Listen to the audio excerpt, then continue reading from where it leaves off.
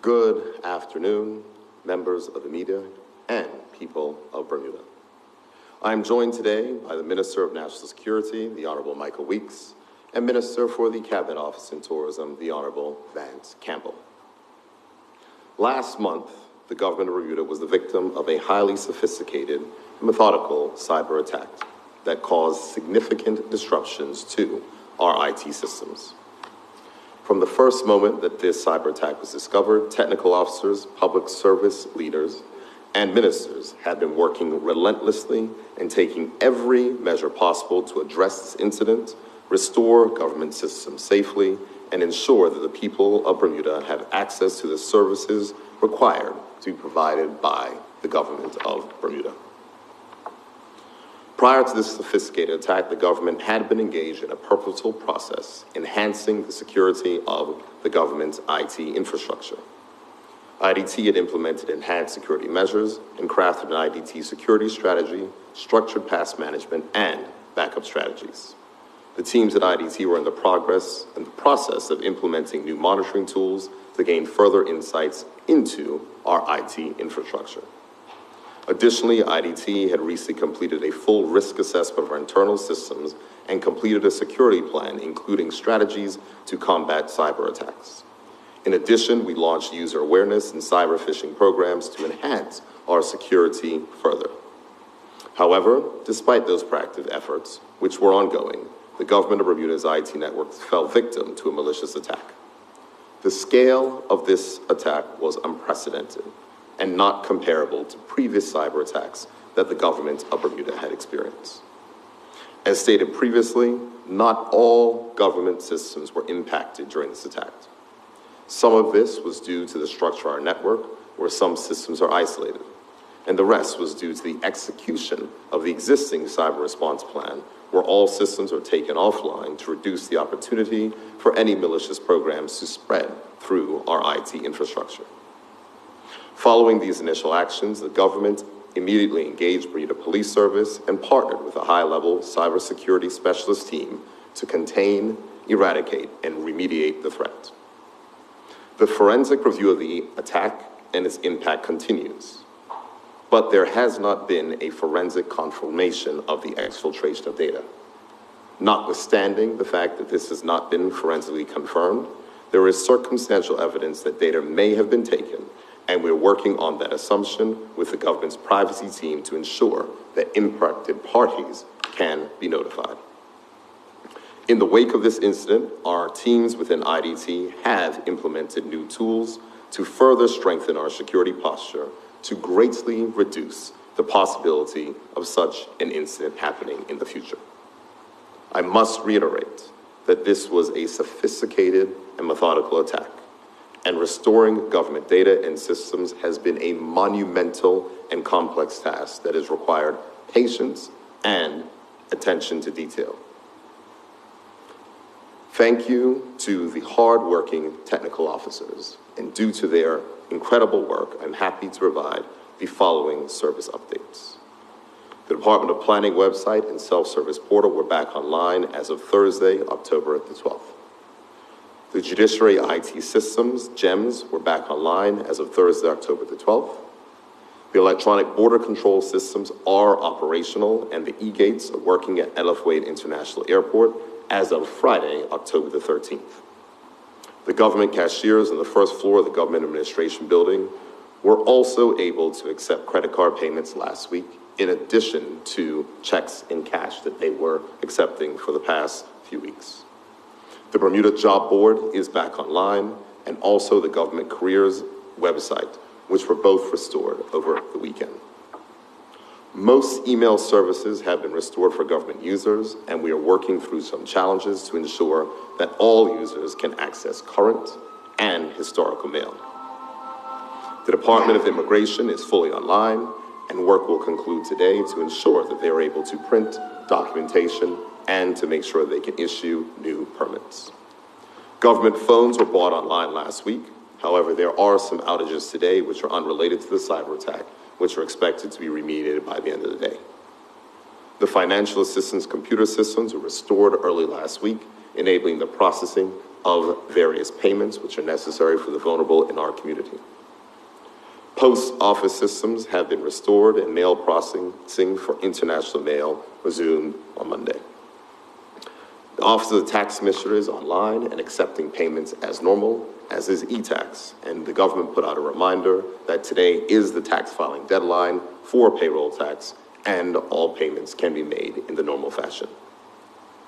The E1 system, which is the government's main accounting system, was brought back online last week. Just a key point, the system itself was not subject to the attack. It was not actually hit. However, there's a difference between systems being impacted and the access to those systems being impacted. So that was restored last week. Various controllers and others were able to access the systems and begin the work of reconciling all the manual activity that has taken place over the past 3 weeks. And also the customs IT system, known as CAPS, was also restored last week. We are now working with external vendors and our local banks to restore connectivity to the government's network to ensure the timely processing of payments based upon the enhanced security measures which have been placed on our impacted network.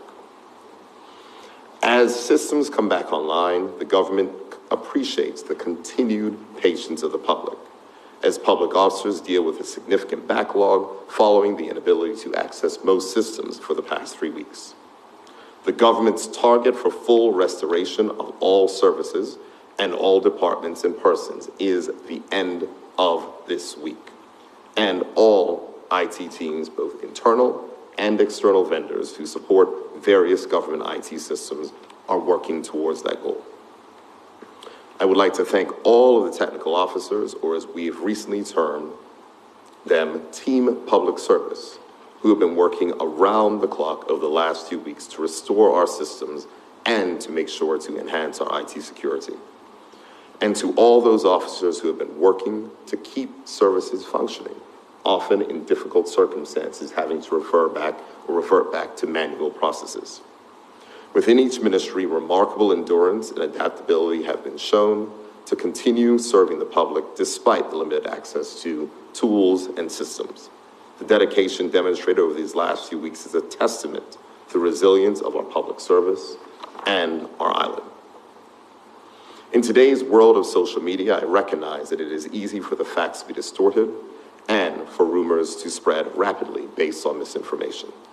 However, I want to be clear that this cyber attack was directed at the government of Bermuda. It was not an attack on any particular political party or any individuals, but it was on the IT systems that are used by the government of Bermuda to serve the people of Bermuda and to support the economy of Bermuda. Technology does play a pivotal role in our everyday lives. It is essential in education, business, healthcare, public administration, and government affairs. With that in mind, this government decided some time ago to move cybersecurity for the country under the remit of the Minister of National Security, recognizing the national safety implications of cyber security in the modern world. This cyber attack was treated as a matter of national security, and it was incumbent upon the government to act accordingly in all forms. It was vital that we did not share information that could further incentivize our attackers, whom we had to assume were always watching and listening, and compromise our restoration efforts. I know that, yes, at times this was frustrating for the public, but it was essential to the ongoing investigation and the restoration of our systems. Once our systems are fully restored and services have returned to normal operations, the government will initiate a full inquiry into the matter. And in my view, the best place for this to be will be via the parliamentary process so that government backbenchers and opposition members are able to participate. I will discuss this with the Speaker of the House and the Leader of the Opposition and work with them to establish an appropriate parliamentary committee to look into this matter. As I close, I want to thank the public for their patience and their cooperation. I want to stress that the people of Bermuda can feel reassured knowing that the government continues to work diligently and purposely in our restoration and recovery. There is still work to be done, but I am both grateful and proud of all of the progress that has been made by technical officers restoring our government systems, and look forward to more systems coming back online in the coming days and us reaching our target of full system restoration by the end of the week. Thank you very much, and I'm happy to take any questions that members of the media may have for myself or the ministers here.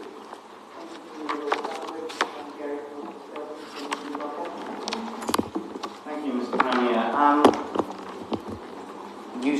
You noted that there is circumstantial evidence that data may have been taken. Is that, and can you give us any idea on the scale of the circumstantial evidence? Anything more you can tell us on that?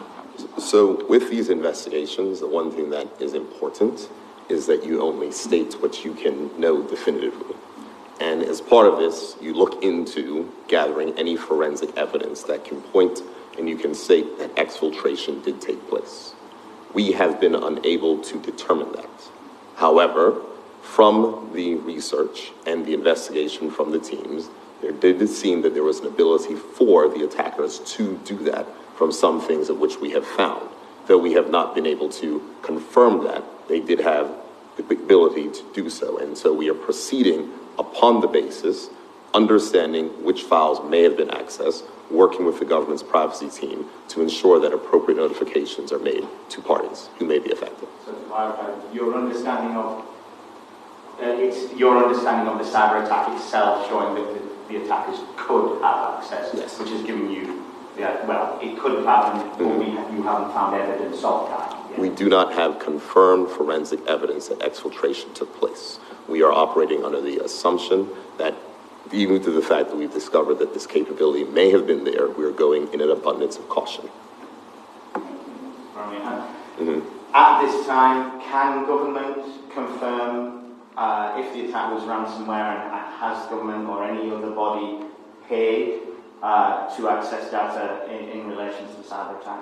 I would only repeat the answer that I gave to you before, that we are focused on working with our cybersecurity access and law enforcement to make sure that we continue to secure our systems. This is an ongoing active investigation, and it would not be prudent for us to comment on these matters at this time.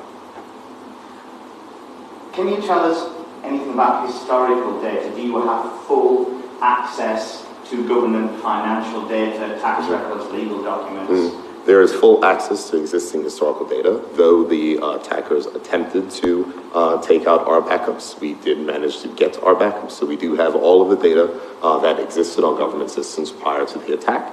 And we, as I said, continue to work through the restoration of those particular efforts, and it has been a monumental and mammoth task.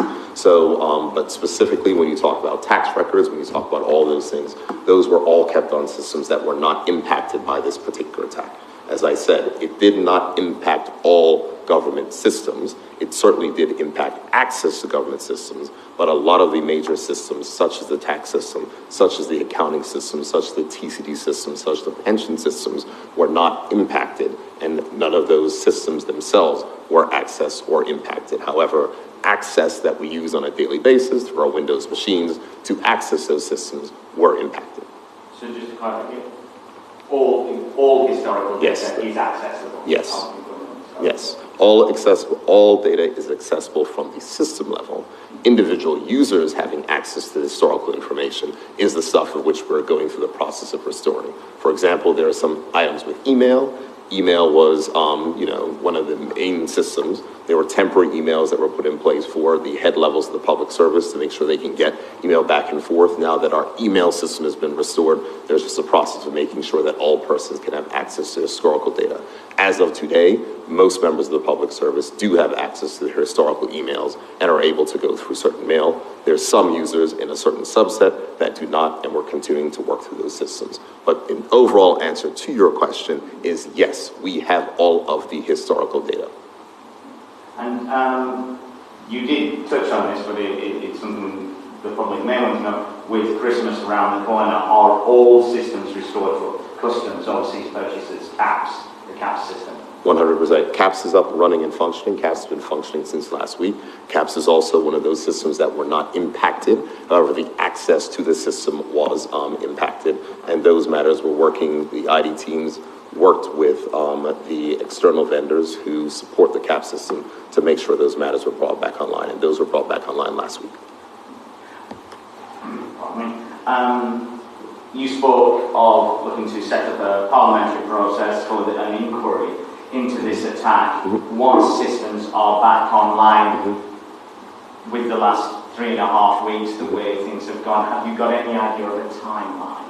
I don't have a timeline because the government has been focused on restoration, and that has been our sole effort. So whether it's Minister Campbell, myself, we're participating in calls that are happening every morning, whether they're Saturday, Sunday, that take place with the IT teams, both internal and external. Our focus is on restoration. Once we get past space, restoring government services and making sure that we are in a secure posture, we will turn our attention to other particular items. But the focus of the government has been on restoration, and I must applaud the IT teams and also the public officers who have gone above and beyond to ensure that we can continue to provide service to the public.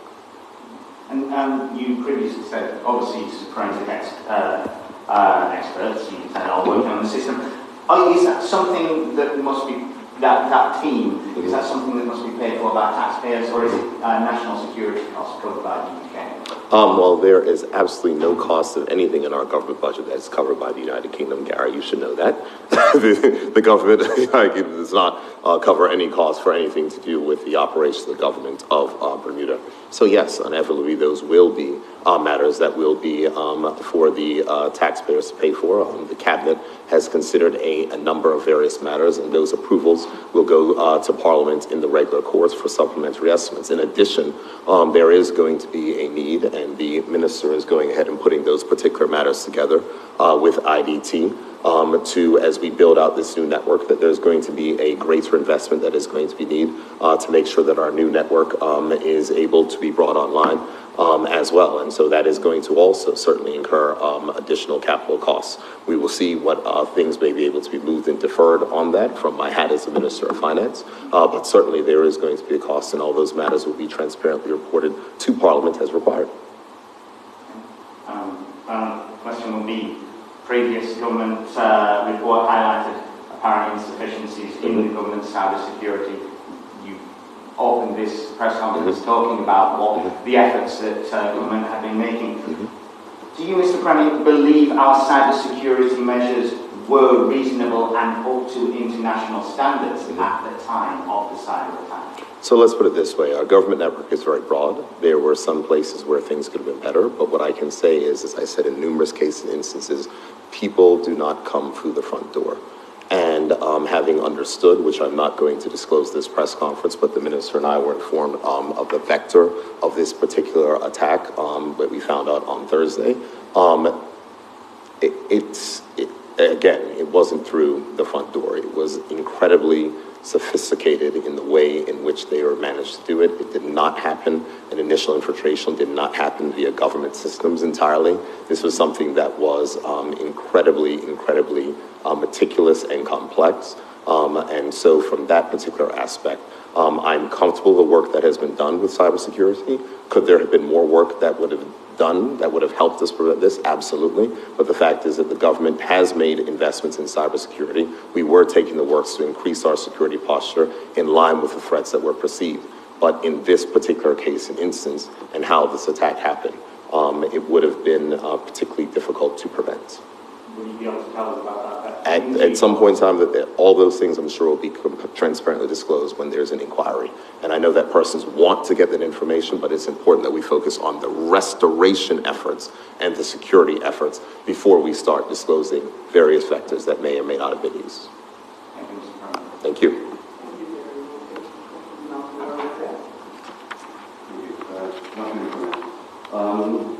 Going back to the ransom issue, there is a note circulating on social media, a ransom note that purports to be from the hackers. I actually sent a copy of it to your post office on Friday.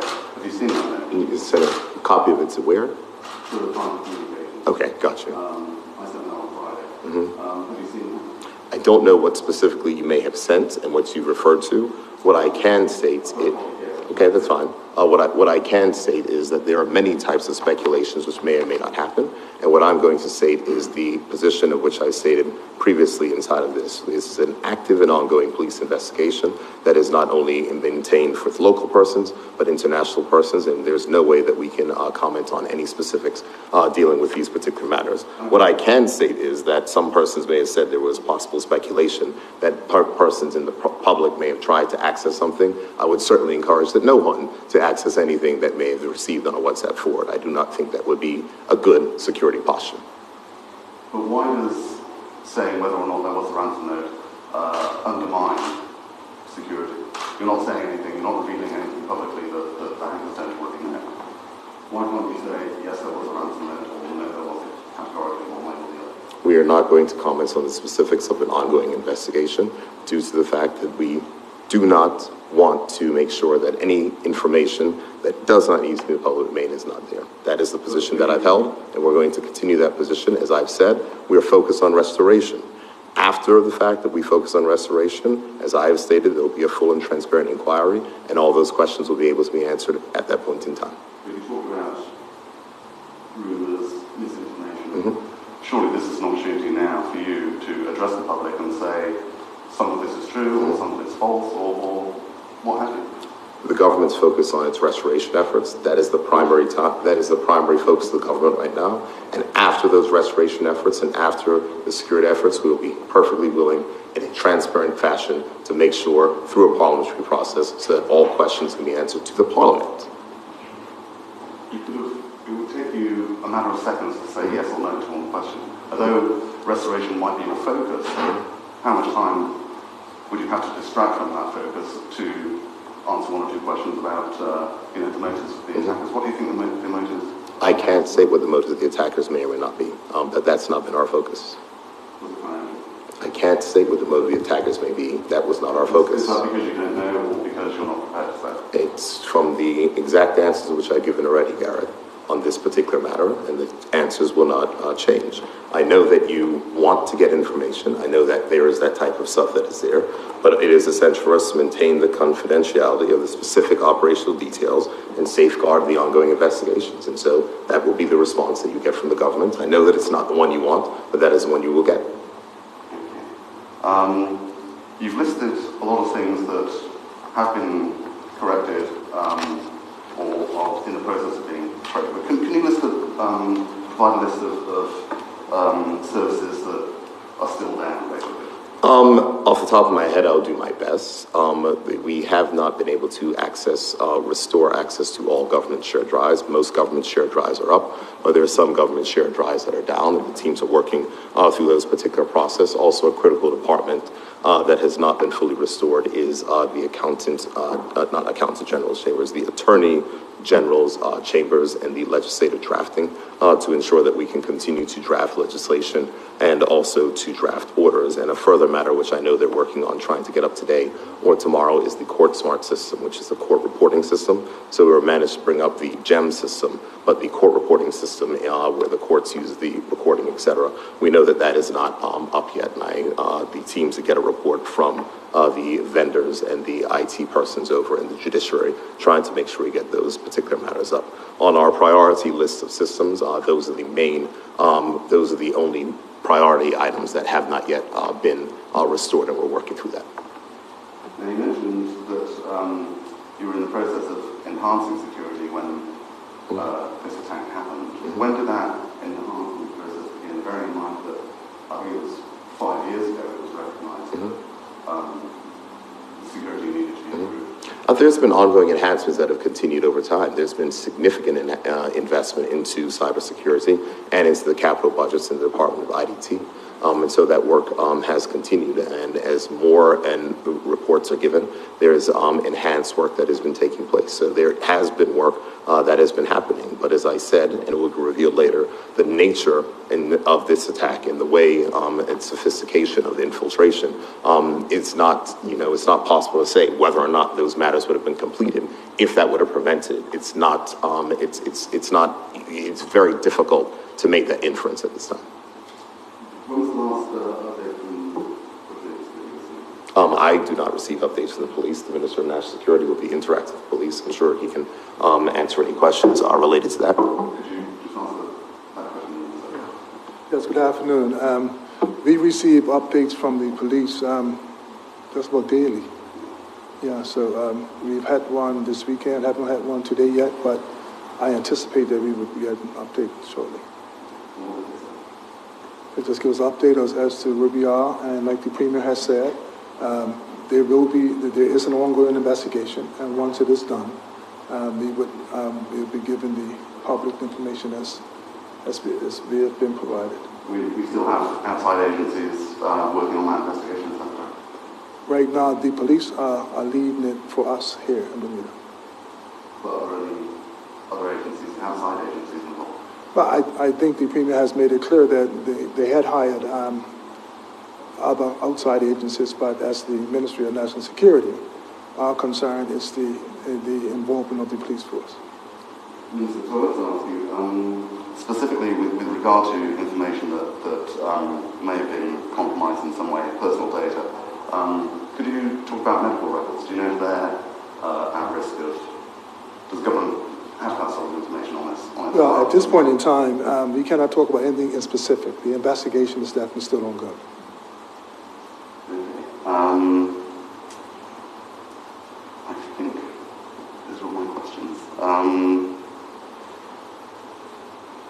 Okay, I do have one other question for the Premier, if that's okay.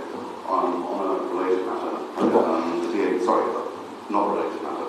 DAD said, has recommended that the SDA for found at Hampton isn't granted. What's your reaction to that? My reaction is that we have a process that the law requires to be followed, and I'm sure the Minister of Home Affairs will take a look at the report and will make his decision in accordance with the law. Talking about the process, is it solely down to the Minister of Home Affairs, or is it something that can you, for example, override that decision? The law is very clear.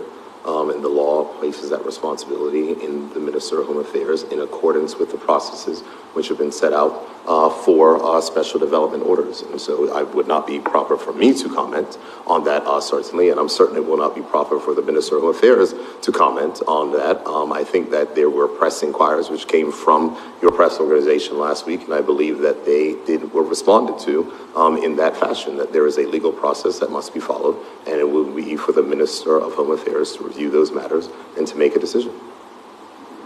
Thank you. If there's nothing further, I'd like to close by just stating again, thank you to the ministers, and I want to reiterate my thanks for the patience of the public as we work through these particular matters, and also for the hard work and dedication of our public officers who have worked through this process to get us to the place where we are right now. Thank you very much, and have a great day. Thank you.